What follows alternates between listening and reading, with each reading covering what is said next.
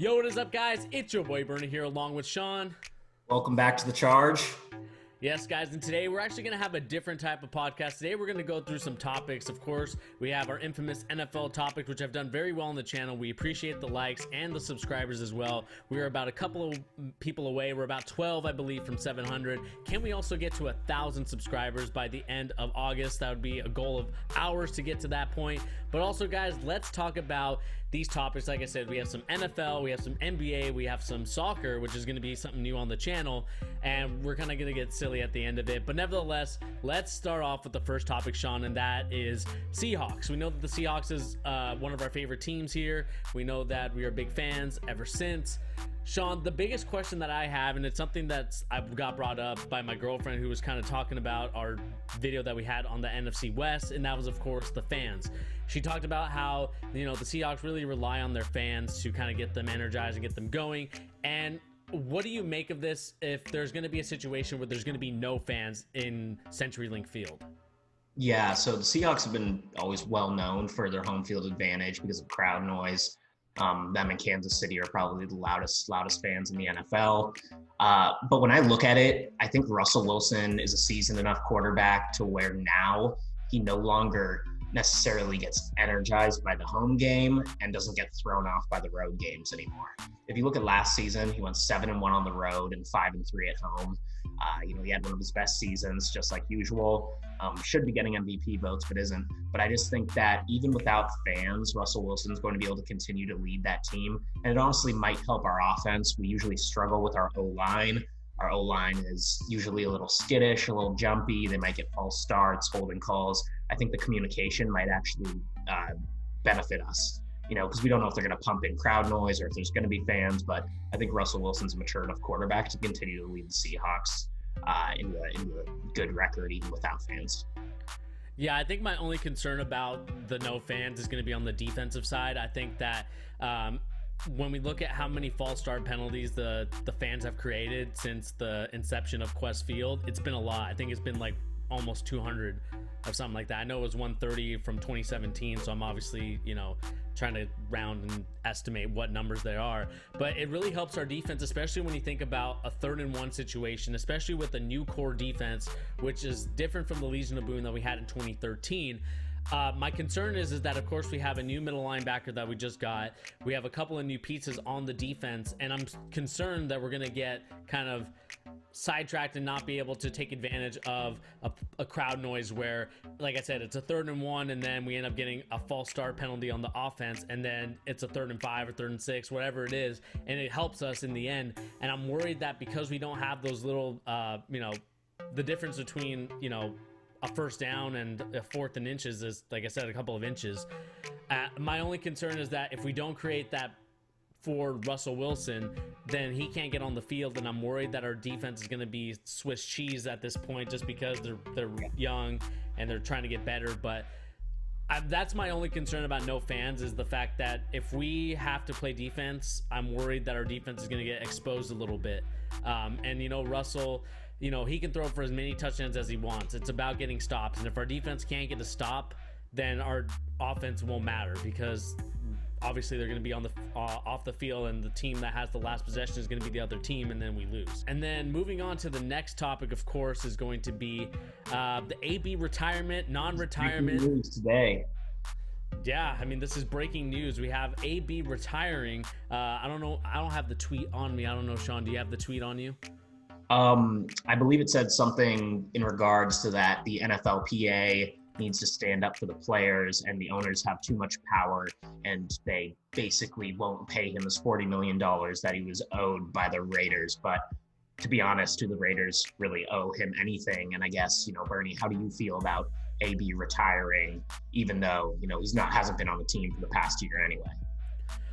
I just think what I'm getting a sense of from the AB retirement, obviously he was taking the shot at like you said, the NFLPA.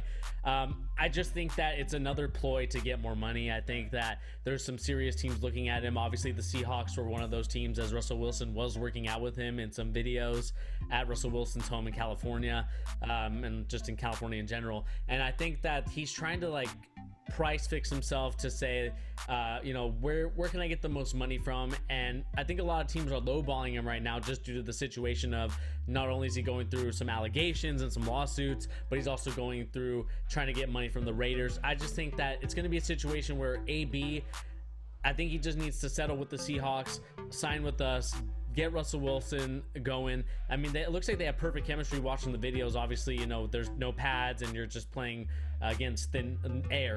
Obviously you're going to win against the air if you're AB. But I just think that, like I said, I think he's just trying to get more money, in my opinion, and we'll see what happens. I don't know what's going to happen. I don't know if he's going to sign with a different team, but I know that the Seahawks are interested in signing him, but maybe at a higher price is what he's looking for. Yeah, I mean, at this point, AB kind of gives me Kanye West vibes, where he's all over the place. And so, now he's retired, even though he wasn't playing, and he's obviously going to have to face some sort of suspension for his off-the-field conduct just over this past year. And so, if he keeps going back and forth like this, I actually think he's hurting his stock more than raising it and boosting up any potential price. I think he might be, kind of turning off any potential suitors that were going after him, and they see that, his head's not in it. Oh, what if they give him a contract and he doesn't get along with someone on the team and he stops showing up again like he did with the Raiders? Is this going to just lead to another big AB blow up where, then he tries to get them to pay the contract after he stops playing?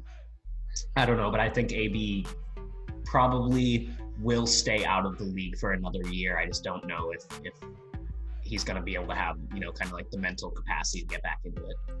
I think for me, though, when we talk about AB in that scenario, I think he has to. I think if I was him, the smart thing to do would just to be go into the league, get a league minimum, and then serve your suspension so you can get that off the books. And then once that's off the books, you're allowed to sign with any team. I know the Tampa Bay Buccaneers, although they have some really good players on the offensive end, who knows, maybe Tom Brady, they had a great chemistry in New England. Maybe you could see him in Tampa Bay. Obviously, Russell Wilson was working out with him. Russ believes in second chances, obviously, due to his friends, and he already played in New England too. He could go over there. I mean, he has his options, but I think he's hurting himself with his Twitter rhetoric. Yeah, for sure. And, we'll talk about a little bit of this, and this kind of leads to the next segment about AB, and that'd be training camps. And we know that training camps are rumored to be starting on time. The NFL has talked about this, but do you think that training camps will start on time? Obviously, they sent out a memo saying that it's on. We're going to have training camps. It's going to be on this date. But do you believe that the league is really going to put people in positions to start training camps right away? I think the league is going to do that. I think there's a lot of money on the line and a lot of money at stake, but I think how it's going to play out is the veteran players probably won't go to the training camps, but all the rookies, undrafted people who are looking to make these teams and fight for those spots are going to go compete, and they're going to show up and they're going to put it on the line because they don't have, millions of dollars to sacrifice or kind of sit back. They're trying to provide for their families. They're still trying to secure their bag. And so kind of when you look at that, I think that we're going to kind of have a division here. I can see, backups, like backup quarterbacks going, all the younger people, maybe the ones who've only been on teams for like 3 years or less.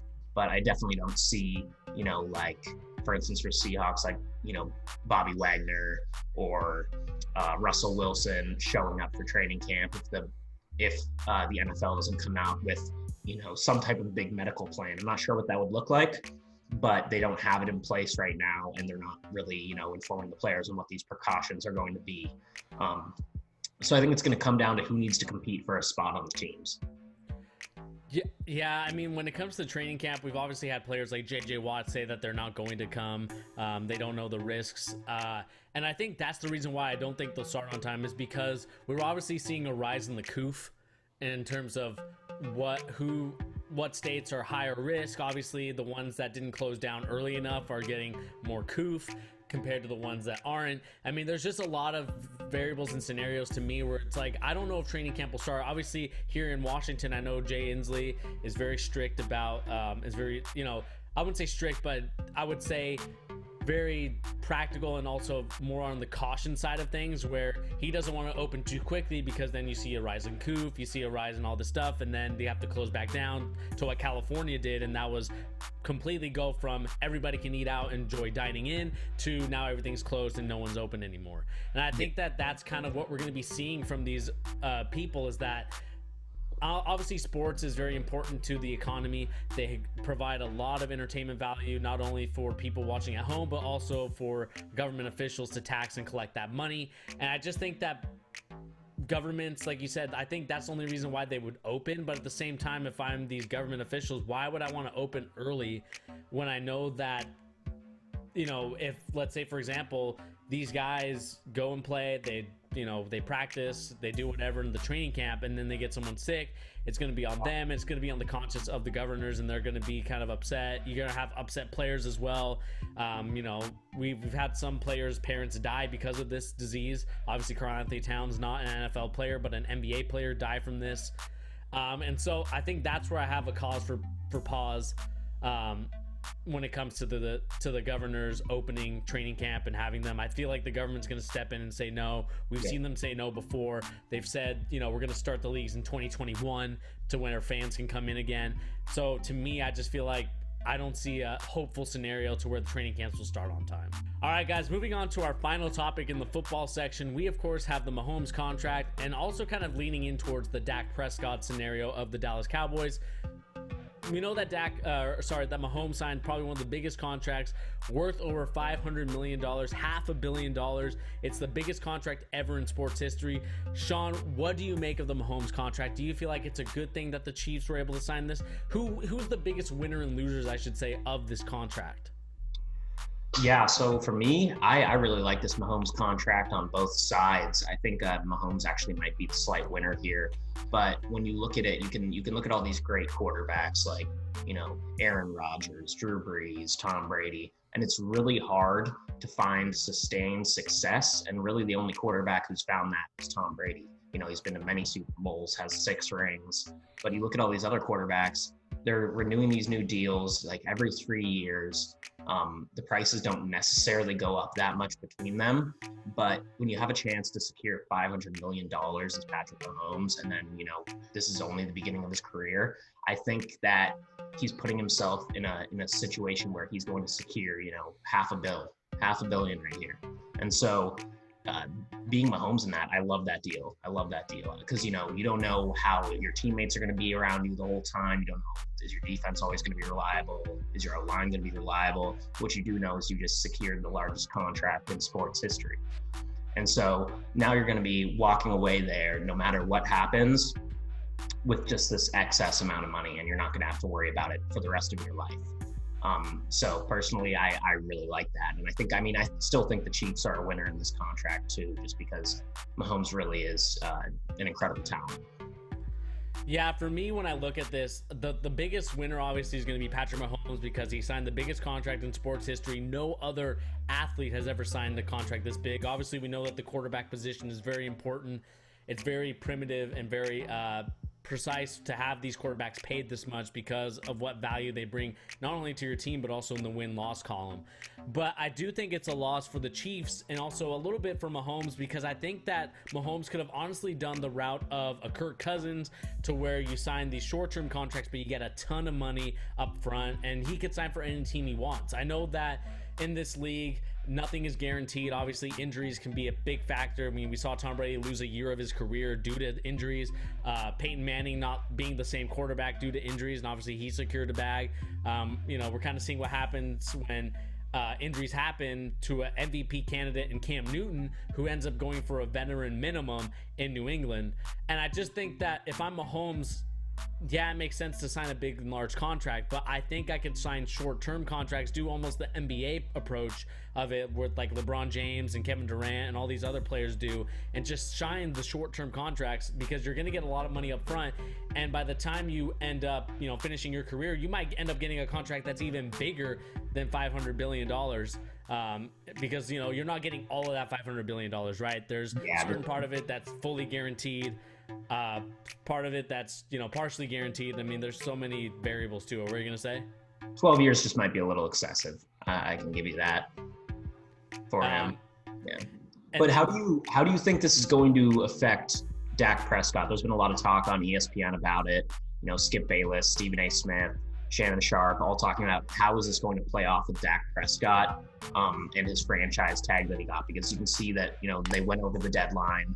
And so do you think Dak has a future with the Cowboys more than just, you know, 2 franchise tags in a row, or are they going to start looking for his replacement? I think they're already starting to look for his replacement. I think that's the reason why they signed Andy Dalton. Dak Prescott, to them, obviously, you know, Jerry Jones gets attached to a lot of players, whether they're good or bad. You know, he got really attached to Tony Romo. He's getting attached right now to Jerry Jeudy and Amari Cooper. He gave these guys the big contracts, but he never gave Dak Prescott the big one, because I think that in his heart, he feels that Dak Prescott, in the end, is just an average quarterback. Obviously, Dak is special in his own right. If he has the offensive line that he was given when he first came to Dallas, he was working wonders, and you know, Jerry Jones was excited about giving him the money. But then once you saw this year come around, I think he was not invested or interested in Dak Prescott at that point. I think he saw that Dak Prescott was an average quarterback, didn't really, win or lose a game. But in this league, your quarterback has to do a better job of winning you games. And I think that because Dak Prescott didn't win them games, he just kind of just kept them in it for the most part. Obviously, that might be due because Zeke is hurt. He's not as healthy as he once was. He was a little bit fat this season, but I think he's getting back into shape. But to me, I think that when I look at it, Dak is just an average quarterback. They're looking for his replacement already, and I think the next thing that we're going to be seeing is a trade for Dak Prescott. If you look at Andy Dalton and Dak Prescott's stats side by side, they're very, very similar. There's really not much differentiation. I said in the NFC East video that I think Andy Dalton's going to end up being their starting quarterback before the end of the year. So I think that Dak Prescott will probably be traded as well. Yeah, I mean, it's just that simple to me. I think when we look at everything, Dak Prescott doesn't really offer the Cowboys that much. I think I said the Cowboys would win that division just based on the fact that Zeke is going to be healthy. He's going to be in shape. But, you know, nevertheless, this is going to be a very interesting topic. And, you know, now that we've kind of ended the football segment part of it, we want to know your guys' opinion on what you think of our topics that we talked about here: the Seahawks with no fans, the AB retirement, non-retirement, training camp will it start on time, and of course this Patrick Mahomes, Dak Prescott ordeal. Let us know in the comment section down below and what you guys think of this of these topics, and let us know your opinions of them down below. Smash that like button. Smash that like button.